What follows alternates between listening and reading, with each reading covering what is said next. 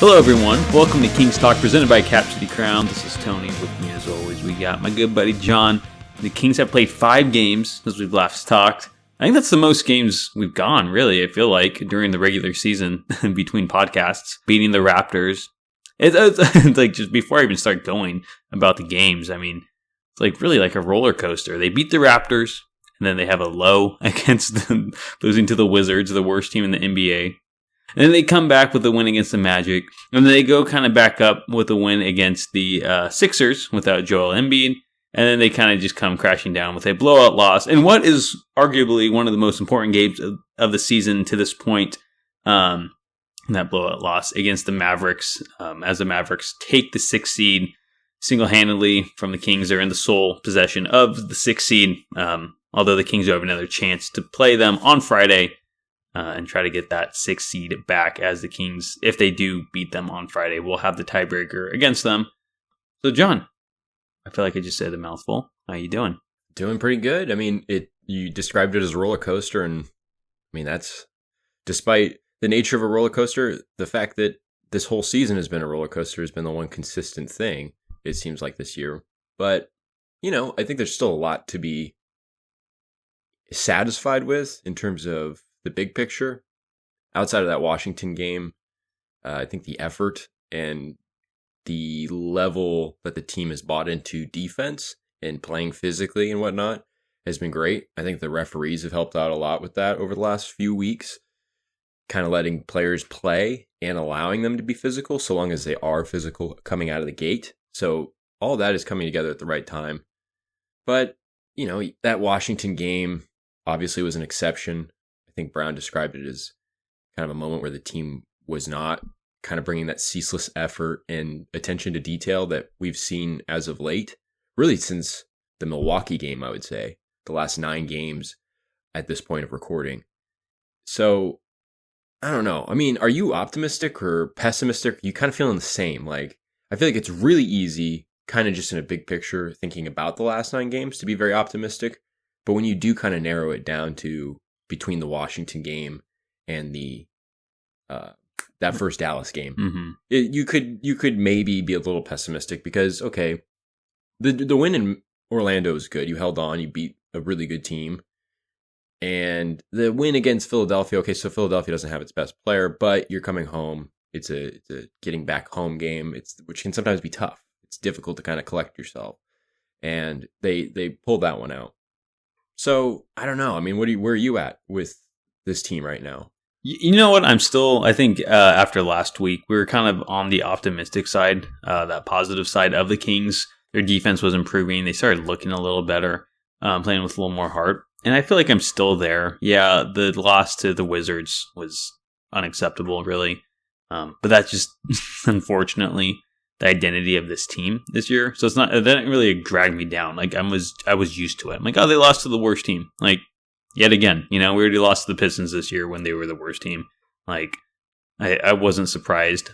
The Mavericks game, you know, I'll give them a little slack. It was the second of a back-to-back. Even though the Kings had been playing kind of decently, I guess, until that Wizards game on the second of back-to-backs. You know, it's a hungry Mavericks team too. If they get blown out again on Friday, then I think my outlook will look different than it does now. But I'm very optimistic about that game on Friday in that rematch against the Mavs. I think they can beat them. I think this happened like last year too, right? Where they had back-to-backs against the Mavs. I think they were both in Dallas. And I think they lost the first one pretty poorly. And then the second one was like a really close, like nail-biter kind of game that the Kings pulled off. So I think they have the opportunity to do the same. But I think the reason I'm mostly like feeling optimistic and positive about this team is that their defense looks just so much better since the All-Star break, really since Keon Ellis has come into the starting lineup in replacement of Kevin Huerter, who is out for the season with a labrum tear, I believe. I mean, like, yeah, they just look good. I feel like they're holding teams under like 100 points a couple times now. I mean, everything other than that Mavericks game, really. Their defense has looked super solid, and it's like the first time I've been able to say that about the Kings defense in a very long while. So I think that's the biggest reason for my optimism, and the play of Keon Ellis and Davion Mitchell as well. Yeah. I think those guys have had a huge part in it. But, I mean, the interesting thing was about that Dallas game was that it seemed like it was an offensive issue. And, Doncic and Kyrie Irving kind of exploded at separate times, and just like an avalanche fell on the Kings with them. And it seemed so weird that the offense just couldn't get going. So, yeah, I think there's a lot of reason to be optimistic. Although it's kind of interesting that, like, looking at the Wizards, loss to the Wizards and loss to the Mavericks, you could argue that both of those losses, among other things, had a lot to do with opponents' stars kind of going off and not being kind of contained. It was the only person that really guarded Kyle Kuzma well in Washington, if I'm not mistaken, was Kessler Edwards.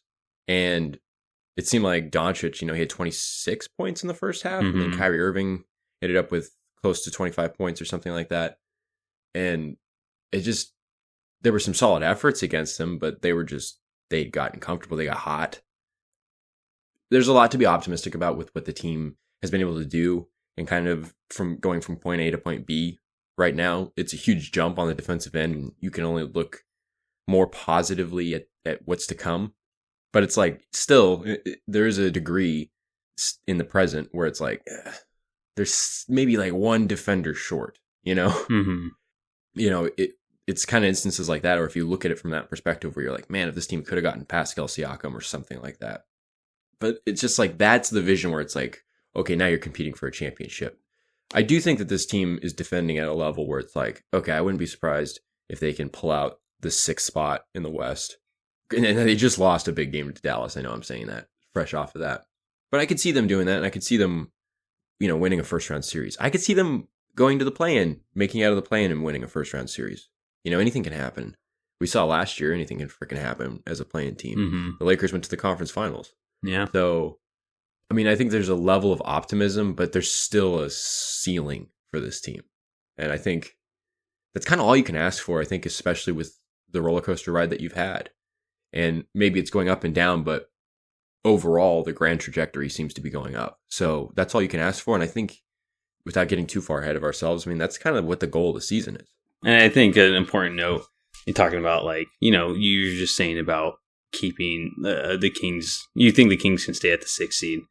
I mean, I think another important part of that, staying there, is, the Pelicans. I mean, it's been, I think, about a week now. They lost Brandon Ingram. He's going to be out for a couple weeks. I mean, even like that, the 7th through 4th spots, they're only separated by like 2 games right now.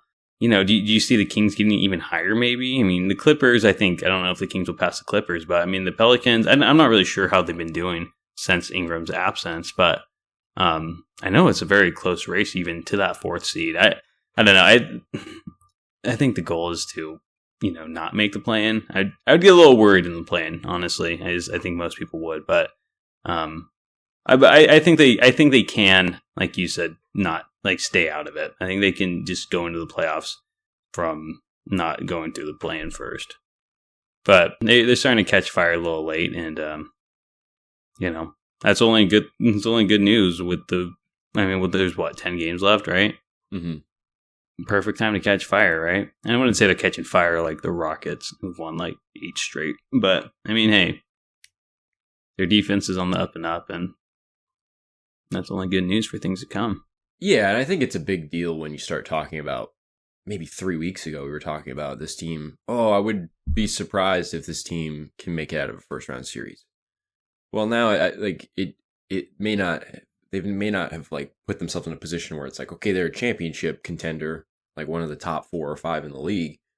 But I do think that they've put themselves in that position where, regardless of the 6th or the 5th spot in the West, or they have to go through the play-in, I do believe this team can win a first-round series because of the amount of focus and attention to detail that they've put on defense.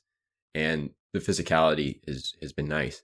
And Davion Mitchell mentioned it, I think, after the Sixers game, where it's like last year in the playoff series, they were kind of catching up to physicality. Like they had to be playing catch up in regards to that against Golden State.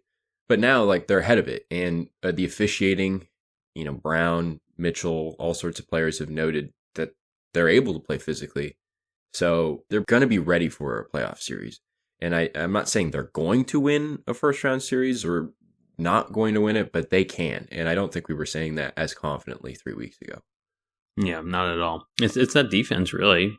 Defense wins championships. I mean, that's enough said right there, really.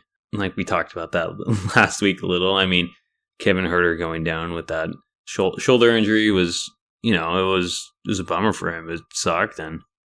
But I mean, that gave Keon Ellis the opportunity to start. And I mean, he's been getting his minutes regardless, even when Kevin Huerter was there towards the end before his injury happened. But really having Ellis in that starting lineup and play a good chunk of minutes each night is only added to that defense. And the play of Davion Mitchell, like we said at the beginning, has his offense is far from a liability anymore. His 3-point shooting is just like night and day from what it was like to start the season. And I mean, when you are able to put those two on the floor for good portions of the game, I mean, the Kings defense is only going to improve, and that's what we've seen so far. And yeah, I mean, if they continue to play in the way they have been, Mitchell and Ellis, man, that's a scary team to face in the first round, especially if the Kings are going to fall to an 8th, 7th, or 6th seed. Like we've mentioned already in this podcast, I think last week, the Kings are 3-1 against the Nuggets. They're 2-1 against the Thunder. They're 2-1 against the Timberwolves. Mm-hmm.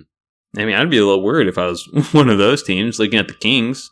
Because, I feel like we all kind of know, too, that the Kings are better than their record. I think the Kings could be in the 4th seed right now. If they, if they beat the Wizards, if they beat the Pistons, if they beat the Hornets, if they beat the, what was that other team? The Trailblazers. Did I already say that? You may have. Did I? Pistons, Trailblazers, Hornets, Wizards. If those are 4 games they should have won, and they could have several more if they hit their damn free throws. I think the Kings are better than what their record is. They're obviously not, because that's the way they've played themselves. But they play decently against above 500 teams. And like I said, they could easily be in that 4th seed, maybe even creeping up on that 3rd, 2nd seed. And I mean, that 1st seed's all pretty tight. Maybe not that high, but I mean, the Kings could easily be a lot higher in the standings than what they've, dug themselves into right now. And I mean, they definitely look kind of like a wild card team now going into the playoffs, or as we approach the postseason with everything starting to really click. Although they did just lose to the Wizards, so I mean, who's to say? Yeah, that was tough, but I mean, I'd be interested to see how they bounce back against Dallas, because that offensive, like, just lingering on what the hell was wrong with the offense against Dallas, because that was like one of those things where defense leads to offense, but there was an example of that from the other team, because Sacramento could not get into their offense. They were coming close to shot clock violations.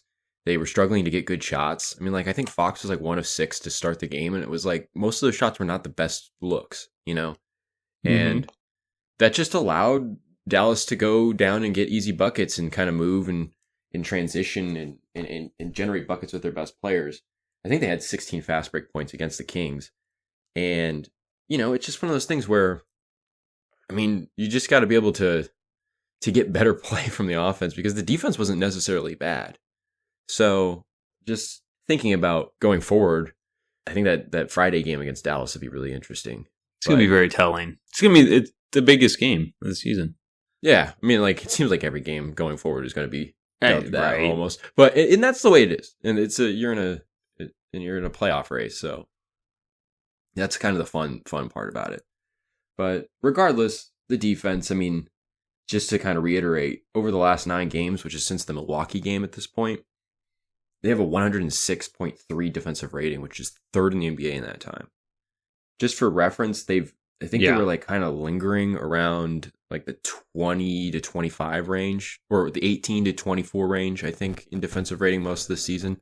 Like a rating of maybe about 118 or something like that. On the season as a whole, they've got it to 115.2, which is 15th in the league. Mike Brown always talks about if you can just be about an average defense and have a great offense, you got a chance, So they've seemed to have gotten it to that level. I mean, again, they've got to be able to perform offensively. Obviously Keon Ellis has a huge, huge impact on this defense starting. He's a huge difference from Kevin Huerter. And he's shooting. I mean, I don't remember what Kevin Huerter was shooting before, on the season. What is he, 38, 39%? From deep, probably. I think something like right? that. And Keon Ellis is shooting 38.1% in the 5 games that he started. I think on the season he's shooting 39%. But, Huerter was shooting 36 on the season. Really? Okay. Well, thank you for the correction because that emphasizes the point even more. And Keon Ellis is just taking, outside of that Washington game. He's shooting 39. Sorry. 39 on the season. Thank you. Mm-hmm. He's outside of the Washington game where Mike Brown said he was a little hesitant on some 3-point attempts. And I think that's why he only played 20 minutes. I don't think he had the greatest game overall. But outside of that, he takes the shots. He hits some big ones. I know it wasn't a 3-pointer, but he had like that step back deep two in Orlando. That was a big shot with about 2 minutes left.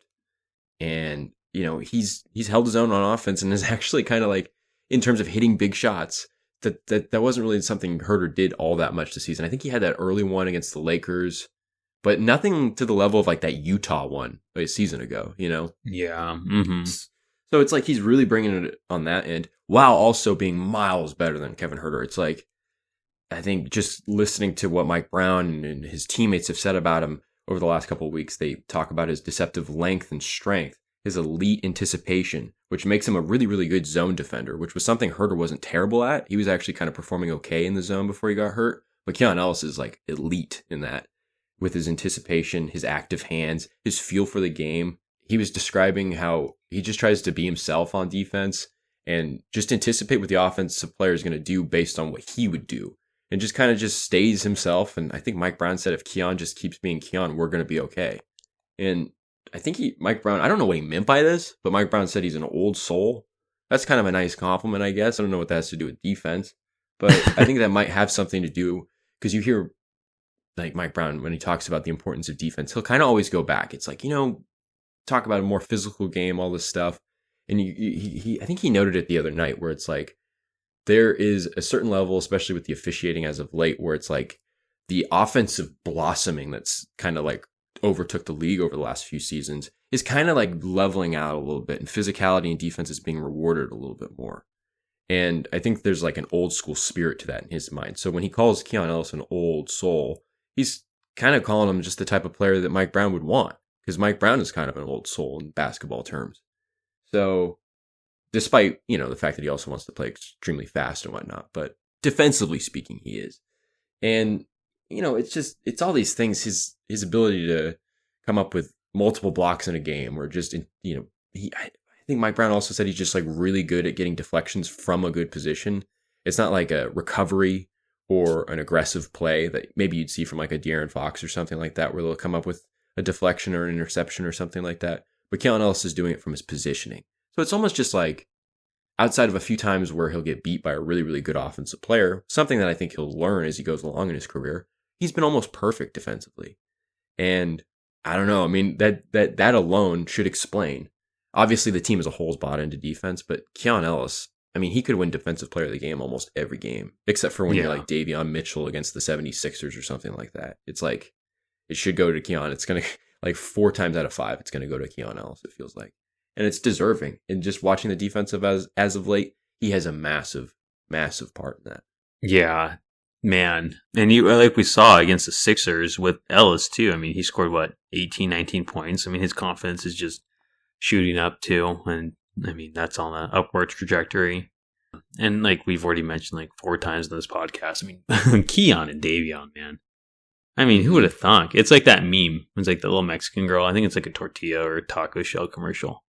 We were always talking about like Davion and Keon for the backup point guard. Now it's just like, why not both? And Keon's obviously more of a shooting guard now with Huerter out. But shit, I don't even know what to say. I'm just smiling over here. Like, I did not expect Davion to break out of that, whatever he was shooting through. He was kind of like on the upward trajectory for like a couple months now, but he's really just settled in now. It's like, oh, like this is more than just like a hot streak. Like you seem to have figured out your shot in a place on this offense when you're in, while continuing to play good defense. And just like Ellis. I don't know, man. That's why I'm optimistic. When you asked me earlier, it's like those two, like specifically, really. They've really help turn this team around. So, I mean, Sabonis is still being Sabonis. Fox is still being Fox. Even Fox, you can say, has not played the greatest. Everyone else is just kind of playing the same, but those two, defensively and offensively, man. You saw the defense in the second half against Tyrese Maxey when Philadelphia was in town on Monday. We saw him. I don't remember how many points he had in the first half, but I think it was late in the third quarter where maybe it was even in the fourth quarter at one point where Tyrese Maxey got his first field goal of the second half. And Keon Ellis had a lot to do with that, but Davion especially. And obviously he's bringing the defense. But in the last 31 games, you talk about like more than a hot streak. I think 31 games is a significant stretch of time. You add 10 games to that by the end of the season, that'll be that is half the season, 41 games. So in the last 31, barring like him going 0 for 20 from 3 in the last 10, he's shooting 43.1%. There's a chance where he's basically going to be finishing the second half of the season shooting over 40% from 3. I mean, like, would you have ever imagined that he could do that in a stretch of time like that? No. I mean, whenever we talked about his good three-point shooting, it was like 37% in like a 15-game stretch at the end of his rookie year. Yeah. It's like, oh, that was great. Like, if we could just get that. But it's like now he's just letting things come to him. And I think he talked about it against Philadelphia after the Philadelphia game. He's just taking what the defense gives him, knowing that he's got good players around him. When he needs to drive, he'll drive. And he's had some nice finishes. He's had some nice kickouts, some nice dump offs. He'll sit there on the perimeter and he'll drain big shots. He doesn't always hit, but I mean the percentages speak for itself since mid-January. It's just one of those things where he's a solid 3-point shooter. At least what we've seen in the second half of the season. And I mean, if he can keep this up, and there's a reason to believe that he can, I mean, you've got a hell of a tag team in terms of a defensive backcourt or defensive backcourt mates that can stagger off of each other or play together in Mitchell and Keon Ellis that you might be seeing together for a few years. And that's exceptional because, again, in December, we were talking about Davion Mitchell potentially getting traded. Yeah. I think we were talking when he was first playing well in January, in mid to late January. It was like, oh, he's like, they're putting him in maybe to up his stock, maybe to get him on the move to have his value a little higher. And it's like, oh, shoot, he just kept playing that way. And it's like, well, there's a reason you don't get rid of a guy like this with a work ethic like that and a defensive capability like that. Just let his confidence and his rhythm build, and he's going to be okay. And we've seen that. We've talked a lot about the fact that like not getting a lot of playtime or consistent playtime has affected his 3-point shot, because when he has, consistent playtime at different stretches, that's when he's had his, stretches of good shooting. So he just seems comfortable and confident and knows that he's going to get his, and he's just going to do his best and sink those. And I mean, from all three levels offensively, even as a facilitator and a guy that can push the pace, he's been great. And I just don't feel like he's an offensive liability at all anymore. He is a functioning piece, and he really knows how to play with a facilitator that's going to be commanding the ball more than him. And I think that was the big kind of barrier for him. Yeah.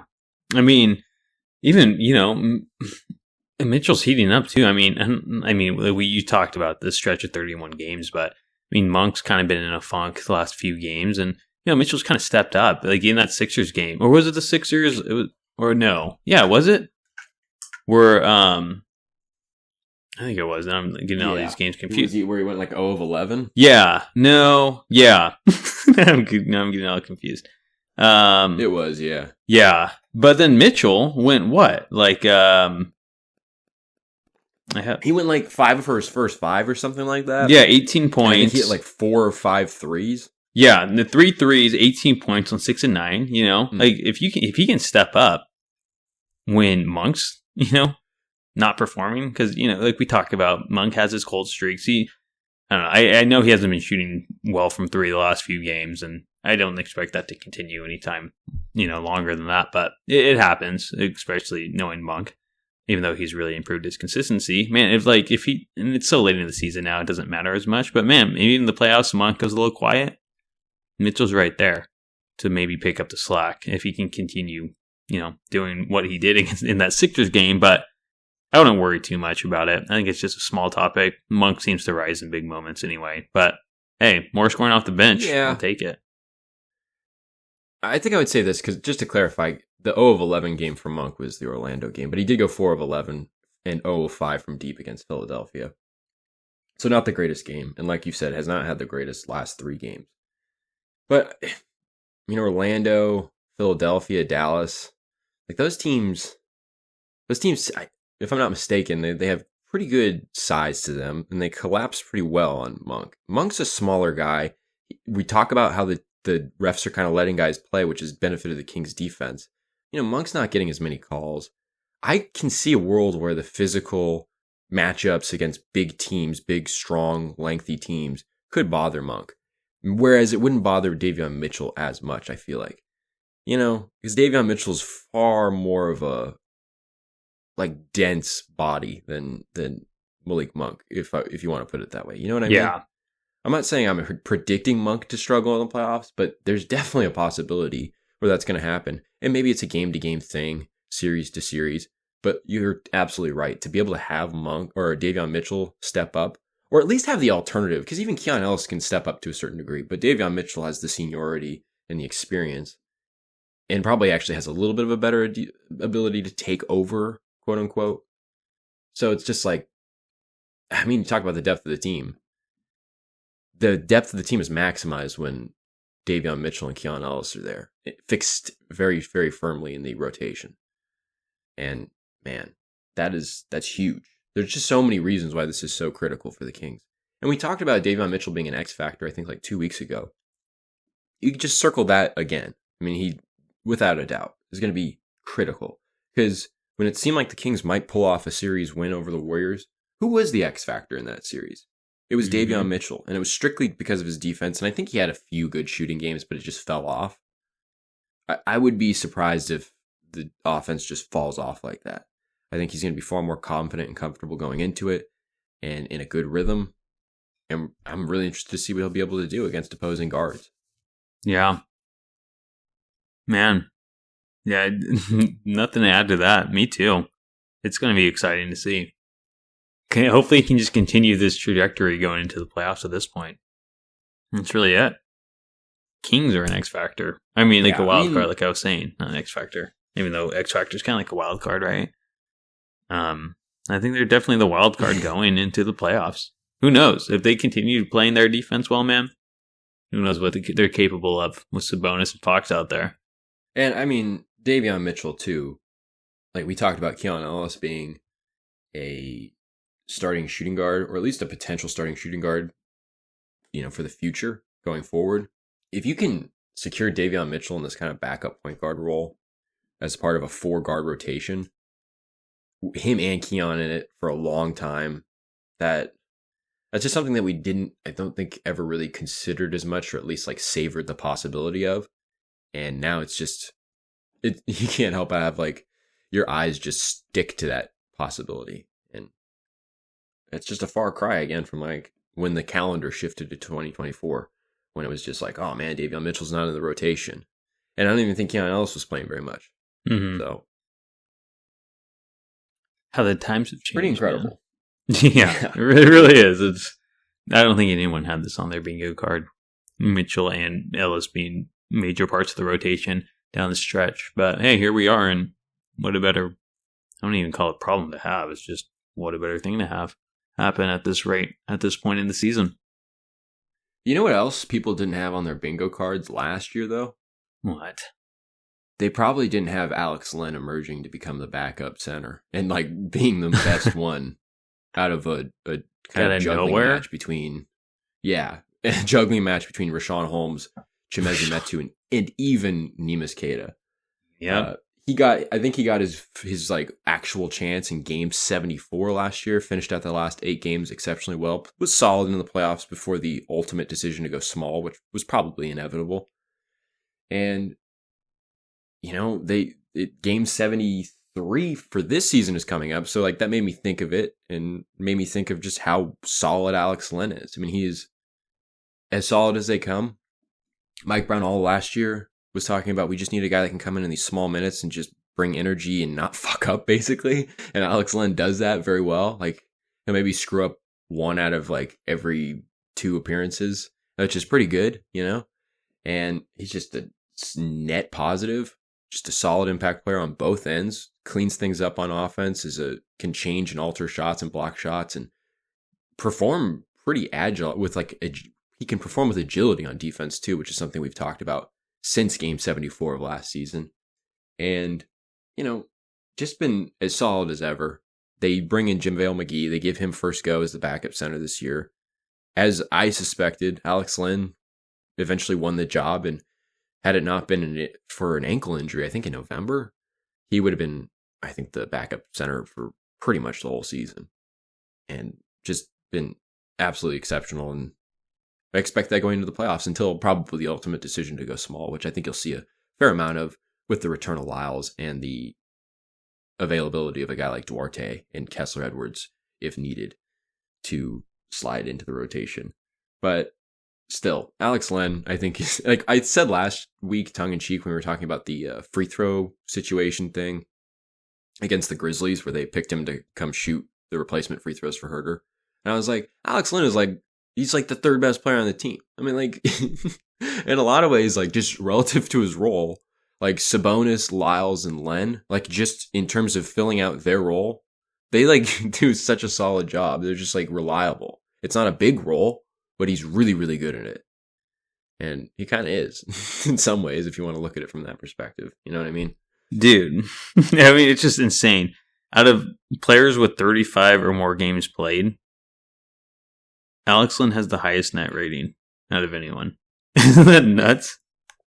That's all. It speaks for itself. It's actually kind of funny. Players with 25 or more games played. Know who leads in net rating? Who? Keita. Yeah. Wow. Yeah, it's kind of funny, huh? Yeah. He's gotten some tread up in Boston. I guess so. The Kings had 2 of the highest, net rating guys this year on the end of their bench last year. Joe Mazzulla should just win Coach of the Year for that alone. Dude. Because I would not have expected that from Keita. I know. I was looking right now. I'm like, shit. Keita, number 1 on 25 or more played. And then Len, number 1. And what's even crazier, number 3 is Derek White. He's really good. What a pickup in Boston. Yeah. Anyways. Yeah, dude. Len's great. He just goes in there, does his thing without messing up. I mean, it's almost just man, why they even try to get McGee at this rate? Len ended the season so well last year. Why not just give it to him at the start of the season? I mean, yeah, maybe make some friendly competition, but I mean, it was definitely McGee's job to lose, it seemed like, at the beginning of the year. And sure enough, he lost it. And, Len just kind of went in and did what Len did, just played solid basketball in his sparse minutes on the floor. But I mean, he might not be playing a lot per game, but he doesn't need to, right? I mean, you got Sabonis. He only needs to fill in those few minutes, 9-10 minutes a game, right, without Sabonis. And he's been doing it exceptionally well. And I mean, that's so funny. I mean, wasn't that the biggest freaking question last year? It's the Kings need a backup center. Kings need a backup center. And they just had one all along. And, and they, for some reason, had to figure it out again this year real quick after they're like, all right, McGee just makes too many mistakes out there.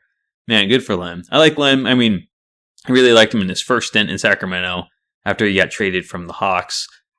He was great then too. I was kind of confused why they didn't re-sign him that offseason. Spent a year away. Loved it in Sac so much he came back, and Len's been great, man. Is this his 2nd or 3rd year in Sac now? I don't even remember. Since signing, this is since signing another again. contract. So he signed a 2-year contract at the beginning of the year where 2 seasons ago, where Walton got fired, right? Yeah. So Sabonis's half season, in Sac. So that was Len's first. Yeah, because they signed him in this off season, huh? Yeah, they re-signed him. So that was a 2-year contract. I did not even remember him. And then I think he signed another 2-year contract this past summer. I don't even remember Walton or Len under Walton. It's so funny. I know. I barely remember Len at all, man. I mean, even like we were saying last year, he never played. I remember you giving him a in the first half grades last year, it was like a D-. Because it was he must not be able to play in the NBA at all. I was like, he must be too big and slow, which I was kind of like, okay, that just must be what it is because they're not playing him at all. They're probably just doing him a favor. Yeah. I mean, that was the conclusion I drew. But it's like, oh my God, no. I gave the coaching staff the benefit of the doubt when I should have been giving Alex Len the benefit of the doubt. Yeah, whatever. He's just been terrific. He's just a solid ass player. And he's kind of always been that. Like, I've been listening to a lot of, like, there's times where I'll listen to the opposing team's broadcast. And whenever Alex Len goes out there, I mean, like, obviously, like, the Washington announcers know Alex Len, or the Hawks announcers know Alex Len because he used to play for those teams. Mm-hmm. But it's like, there's even, like, I think even the Orlando commentators, they always just like, yeah, Alex Len's still playing in the league, still solid as ever. And it's just like, yeah, even when he was like the third center and like was entrenched as the third center, it was like, man, you could not ask for a better third center. Yeah. And like in a lot of ways, this isn't that surprising because he's just kind of always been solid. I mean, he had this high ceiling when he was drafted. He was a lottery pick, the top 5 pick, I think. Yeah, I think the 5th. Mm-hmm. Yeah. And just absolutely just kind of like never fulfilled that level of expectation, but he was always solid. Like ever since he left Phoenix, I think it was kind of weird in Phoenix, but after he left Phoenix, and did he go to I really have no idea. It might have been because I think he just played for Atlanta, and then it was Sacramento, and then he went to Washington for a little bit, and then Sacramento again. So yeah, I think just with those teams, he's been nothing but solid. But yeah, I don't know. Alex Len does not get enough love. And I feel like it's that reason the first half of the pre-All-Star break grades from last season that I feel compelled to give him his flowers. Yeah. I was like, man, this guy must fucking suck. Yeah. He's not playing at all. He must. If Neemias Queta's getting, I mean, like, I kind of get why Queta would because he was drafted by the team. You got to kind of give him a look, see where he's at.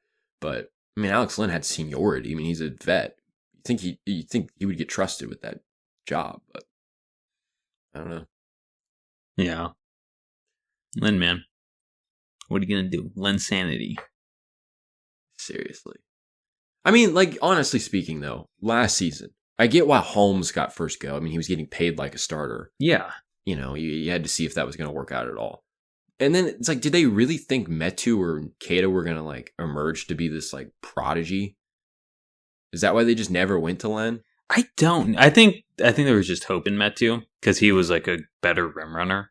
And they wanted to play fast. He kind of fit that offense a little more. I mean, Metu dunked a lot. I don't know. You know how much I hate Metu. No, I really have no. Having a good season in Phoenix, so you got to give him. He is. It is fair. I don't know. I just don't like how he was just chosen above, like, Len. And I don't know. It's frustrating.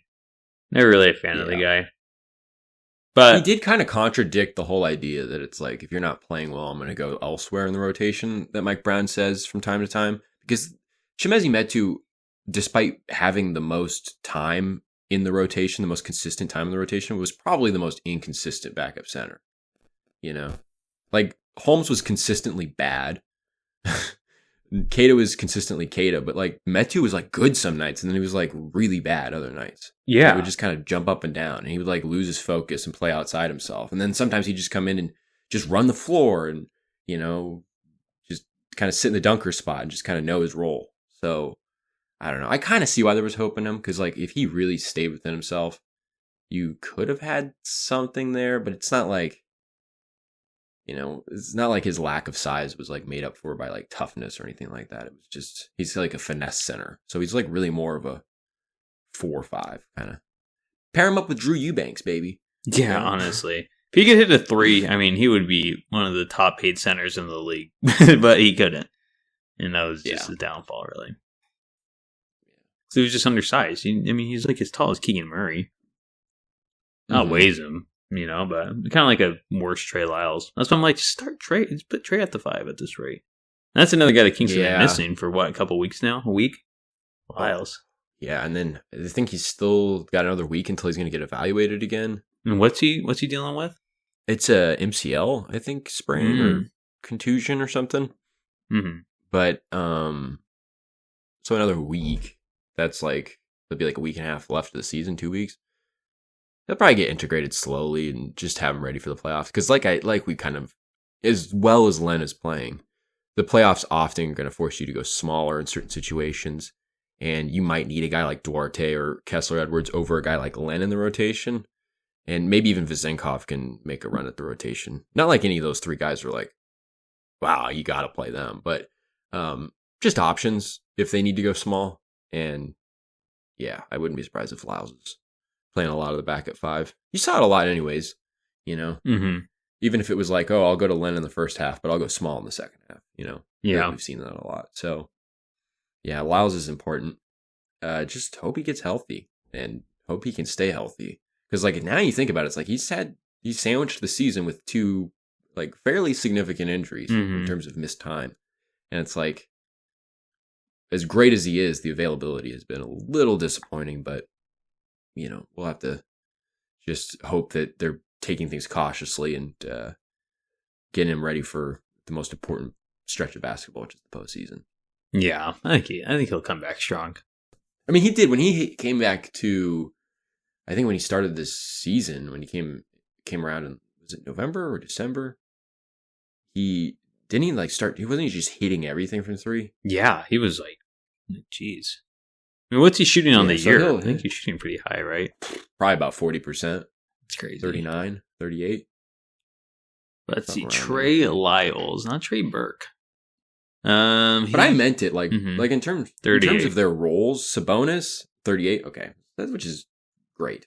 But like Sabonis, Lyles, and Len, just in terms of their role. I'm not saying that they're the 3 best players, but in terms of their role, they just really like check all the boxes so well. Yeah, consistently. Oh yeah, they really do. That's what I said. Like I remember talking about Trey Lyles, like he was untouchable. But an interesting.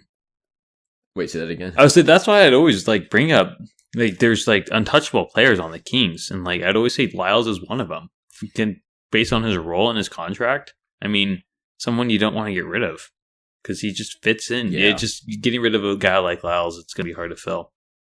I think there's a leadership in the locker room too, and like he's not. It's a quieter team. And so he kind of might contribute more to that than like being vocal, but he speaks up, and I guess he initiated the players meeting that people were kind of like in love with and then fell out of love with really quickly. But still, and I think I think what you're going to see with Trey Lyles is there's going to come a point maybe in the next 4 seasons where his play is not going to be able to catch up. Maybe injuries catch up to him, but I could see him being like that veteran presence that they keep on like a really, really cheap contract every season. Just like and kind of Haslam, kind of end up being that Della Vadova or that JaVale McGee. You know what I mean? Yeah, Haslam, exactly. Something like that. I see that for him. I could too. He's just, I don't know. I mean, he definitely comes off as like that leader in the locker room, even though you want it from Sabonis and Fox. I mean, he's the one who called the meeting. He's the one who stands up for his players when things get chippy. He's the one who's got a book club. So, got the book club. Not sure how that's going, but yeah, he's just the type of guy that he like never having found an NBA home. Like I think we've talked about this before. Like it's so evident how much he appreciates Sacramento, and having found this place and being able to play here. So that's a big deal. He's like that 2K player. I think it rubs off. Yeah, he's like that 2K player where it's like he's like a 77 overall, but like his intangibles are like in the 90s. I mean, yeah, probably. I bet if you looked at his 2K rating, that's probably what it is. It's like good rebounder, pretty good shooter, decent athleticism, great size, but intangibles, baby. That's where it's at. He's probably like a 78 overall. Probably, player, right? He's probably not an 80 guy. I'm assuming 78. Although I would rank him 80. I would think he's an 80. I would say so too. But I doubt Lyles gets the respect he deserves on 2K. Let's see. Trey Lyles 2K rating. I'm just looking everything up. Here we go. Trey Lyles. From Saskatoon. It's going to be like 40 because 76. 76? Okay. Started off as a 78. That's a solid. And he's actually gone down to a 76. Yeah. Why? He dropped to 76 on January 25th. What the hell? And then it got put back to a 77 at the All-Star break. And then March 7th. Who's making these decisions? He's like one of the most consistent and steady players in the league, probably. Yeah, I have no idea. Let me just show you. This is what Trey Lyles looks like on 2K. 2K. It's like it almost looks like Corey Joseph. I think Corey Joseph could be like his little brother. Yeah, that is true. Actually, I guess they do resemble each other in real life. I feel like his skin's too dark in this 2K. Yeah. Are you sending it to me? Oh, I thought you were looking at it. It looks like he looks kind of like, I don't know what's going on there. Okay, interesting.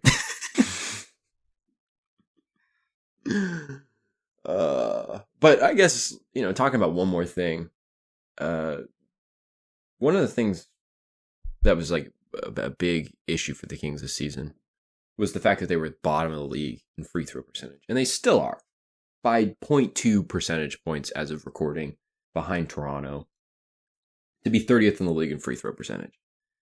But since the All-Star break alone, they have a 79.3% free throw percentage as a team, which is actually 11th in that segment of time. And that's just a huge shift. And Mike Brown kind of talked about, like, we never really worked on it because we didn't want it to become a mental thing. Like, why is the free throw shooting all of a sudden just totally night and day? Like, now all of a sudden above average? I have no idea. A lot of averages, maybe. I mean, they shouldn't have been that bad. They have a lot of decent free throw shooters on the team. I mean, Monk alone last year was like close to 90% and leading the league at one point. Mm-hmm. And I mean, he's really fallen off this year. Fox, he's always kind of been historically a bad free throw shooter. Had a better year last year, but it's kind of fallen off again this season. But it seems like people are just, I don't know, they're sinking him again when they should have been. I mean, you look at the Kings, they should not be the worst free throw shooting team in the league. Like, do you know what they were last year? I don't know if that helps to compare, but I'm pretty sure they weren't dead last. They were probably...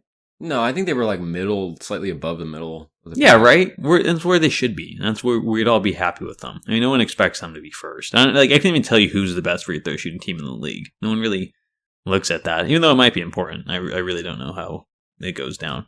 I just know that it's just been kind of an anomaly how bad they've been this season. So I don't know. My guess is law of averages.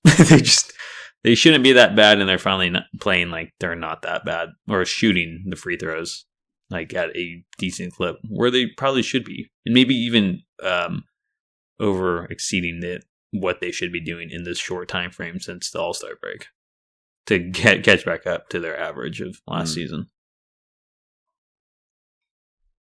Well, I'm going to cop out and steal Harrison Barnes' reference, which was, I think after the Toronto game, he got asked about the free throw shooting. And I think he inferred that the defensive effort and the play on defense has taken the magnifying glass off of like the free throw line. Because when you talk about like, oh, the offense is underperforming, a lot of that had to do with missed free throws. Like if you just made them an average free throw shooting team, they were like easily a top 10, verging on top 5 offense. So I think that the focus on defense and the ability to lean on that and not have to lean so much on your offense and build up the pressure of free throw shooting, like you're just naturally going to be better in that position.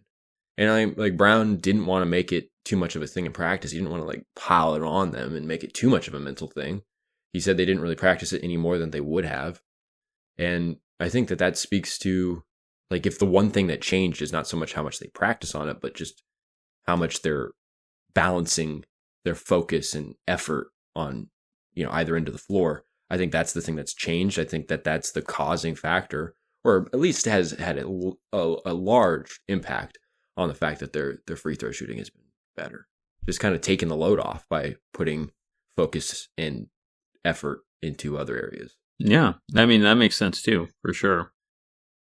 I was looking up their free throw shooting. Yeah, dude, totally, man. It's crazy. I don't know about, law of averages though, dude. Dude, I'm stuck on it. I mean, you make a good point though. I mean, if they're not so hyper focused on needing to make that bucket at the line, it does take that pressure off. So who's to say who's right? Right. There's a lot of averages. Hey, it could just work out that way. Yeah, but I think they both probably play into it for sure. Barnes, though, that's a guy that we haven't really spoke about in a while. I'm not saying we need to, but I don't know. It's kind of funny that you bring him up. I feel like when you don't talk about Barnes, it's a good thing. It's a good thing, right? But I don't want to say he's been playing. Yeah. I don't know. I don't really know. Barnes, he's just so quiet game to game. I feel like he's right. Yeah. I feel like he'll have like one good quarter per game offensively, but I think his defense has been like solid. But still, like I said at the beginning of the podcast, like as a defender, you'd really like to have a little bit more of a lockdown guy, a little bit more of a 3-and-D4. You know what I mean? Mm-hmm. I agree. But he's been really, really, really solid, and yeah, I think that's about as good as you can ask. Ever since he had that like offensive explosion, he's just kind of settled into being what he needs to be. Yeah. Because he kind of had a weird, janky beginning of the season. Oh, yeah. Even though he started off the season with like 35 points or something. Or 33. What? Didn't he do that a few seasons ago, too, where he had like a 30-point game against like Portland? Yeah, I think so. And shooting the three... every time I look at Barnes' three-point percentage, I'm like, he's really shooting 39.4%. You almost don't feel like it. It almost feels like he should be consistently. Yeah. I feel like he should be at like 32, I swear. It's like I feel like every time I watch Barnes, it's just like, what was that? Like, there's a lot of times where it's just like the offense is moving, and then it goes to Barnes in the corner, and he just misses. He like hits the side of the backboard. What? It's crazy. Yeah. I would say this about Barnes. Uh-huh. Maybe I'd be interested to know what his like 3-point percentage is like on big shots. However you want to classify that. Like, is he a big time shot maker? I feel like you can make an argument that he's not as much of a big time shot maker. No, I don't think so. I don't think. Although I don't have anything to back that up, and I'm not really taking a stance there. The two biggest shots I know Barnes taking is the one he missed in the playoffs. And then the one he hit like 3 seasons ago against the Cavs to win it at the buzzer. It's only 2 big shots I know Barnes taking. And then I also know he really choked in the 2015 finals or 16, whatever year it was. Yeah, he took a laid an egg. Yeah. He couldn't hit the side of a Barnes, the broad side of a Barnes. Is that what they? Hilarious. Yeah. But yeah, well, fantastic. I guess it sounds like wrap up time before we just, talk about Harrison Barnes for 20 more minutes. We could do it, but I don't think the people are ready for that. Yeah. Maybe an off-season special. It's like the Harrison Barnes episode. 1 straight hour of nothing but Harrison Barnes. You guys listen? I think like the Kings like YouTube channel like posted Harrison Barnes has been putting in work all month. Like it was a highlight of his February highlights, but it came out in like mid-March and it was like 40 seconds long. I didn't watch it or anything. I'm just like, why is this coming out 2 weeks after the end of February? And why is it less than a minute long? I was like, what the hell? Barnes is February, that's why. That's in Barnes' just career. Yeah. His career highlights. I wonder what those look like. Well, I don't know. Like his slam dunk contest appearance. Oh my God, don't bring that up. Well, the Kings, they play Friday against the Mavericks. They play Sunday against the Jazz. I'm not exactly sure, and we'll speak next. Clippers on Tuesday. Probably before the Knicks on Thursday. Celtics Friday. Dang, back-to-back games. Knicks Celtics on a road trip. That's not fun. That's going to be tough. We'll get to that next week. But like I said, huge game on Friday against the Mavericks. Really it's like the rematch from Tuesday night. They cannot lose by 36 again. So, and they can't lose at all. I don't want to say it's a must-win game, but man, win this game. You really want to stay out of that play-in, and this is a good opportunity to set yourself up in the right position to continue to fight your way into a 1 through 6 seed. More like the 6 seed, but maybe they'll grab the first. Maybe everyone will just end the season 0-10 and can go 10-0. But realistically, John, anything to wrap it up? I would just say one thing. I'd say I'm really happy with the fact that refs aren't calling as many fouls because it just makes the game go by a lot quicker. Yeah. And because I was getting to a point where I was going to say, like, I was going to write a letter to Adam Silver. I was going to be like, you know what? You should just have like the option for every player on each of the two teams playing in a particular game, have them sign a contract that says, I swear I will not try to foul at any point in this game. If everybody signs that contract, then you just get rid of the referees for the game. Boom. There's none, or there's no foul calls. Like, that should be a thing. Just let it go. Boom, boom, boom. 48 minutes of regulation should not play out in 2.5 hours. Dude. Closing on 3 hours. Like, that's ridiculous. 48 minutes of regulation, hour and 15 minutes. Let's go. Street ball rules, you call your own and one. Yeah, exactly. Like, it has to be egregious. The players have to come together. You know? Yeah. Or there should just be like 3 judges. So like if it's 2 out of 3, they get it. But just like everyone raises their hand real quick. That's it. Yeah. I think we could talk to Harrison Barnes about this. He's part of the Players Association. He's treasurer. Secretary treasurer. Yeah. So I think that we should get some momentum behind this movement. Hey, sign petitions here, huh? If they can speed up the game of baseball, we can speed up the game of basketball. Yeah, already probably the quickest sport already. But hey, I feel it. Sometimes those games just drag on. But, in wrapping up, in conclusion, as I used to say in my last paragraph of my essay back when I was 12, that's how they taught you how to, conclude a paragraph, write a conclusion. In conclusion, I want to thank you all for tuning in. Disgusting thing. Yeah, right. It really messed you up there. But as always, I want to thank you for tuning in. And until next time, have a good one.